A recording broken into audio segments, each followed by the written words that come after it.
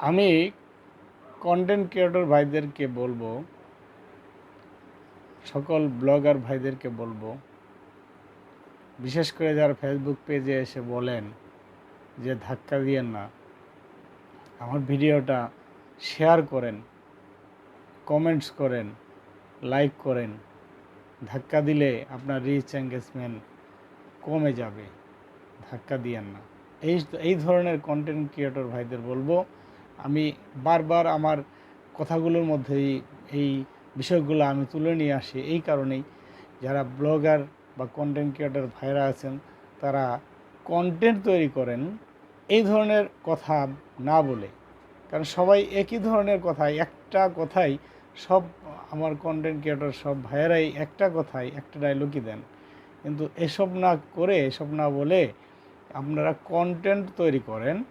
Content তৈরি করলে, ভালো কন্টেন্ট তৈরি করলে তাহলে মানুষ সেগুলো দেখবে এবং সেটা শুনবে। যদি আপনার কথাগুলো শ্রুতি মধুর হয়, আপনার কথাগুলো ভালো হয়, জ্ঞানের কথা হয়, গুণের কথা হয়, তাহলে সেই কথাগুলো মানুষ শুনবে।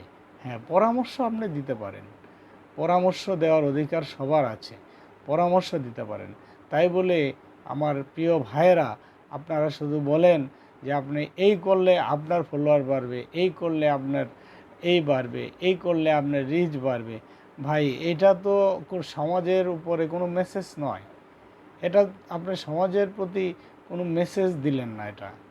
এটা একজনের রিচ কিভাবে বাড়বে না বাড়বে সেটা সে ভালো বোঝে। সে যদি একটা ভালো কন্টেন্ট তৈরি করে, অবশ্যই তার কন্টেন্টটা মানুষ দেখবে।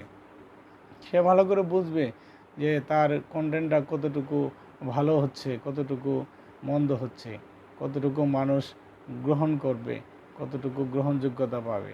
কিন্তু ওই যে এক ধরনের বলেন যে দাঁড়ান দাঁড়ান দাঁড়ান, ধাক্কা দিয়েন না, এই করেন সেই করেন, 10টা শেয়ার করেন, 5টা কমেন্টস করেন, এই বাড়বে। ভাই, ফলোয়ার বাড়ানো তো সবারই দরকার, কিন্তু আপনি যদি কন্টেন্ট তৈরি না করেন, শুধু ওই একই ডায়লগ দিয়ে যান, তাহলে তো হবে না। তাহলে তো কন্টেন্ট ক্রিয়েটার হিসেবে আপনি স্বীকৃতি পাচ্ছেন না। সেটা আমার দেওয়া না দেওয়ার বিষয় না, কিন্তু জনগণই তো আপনাকে কন্টেন্ট ক্রিয়েটার হিসাবে বিবেচিত করবে না।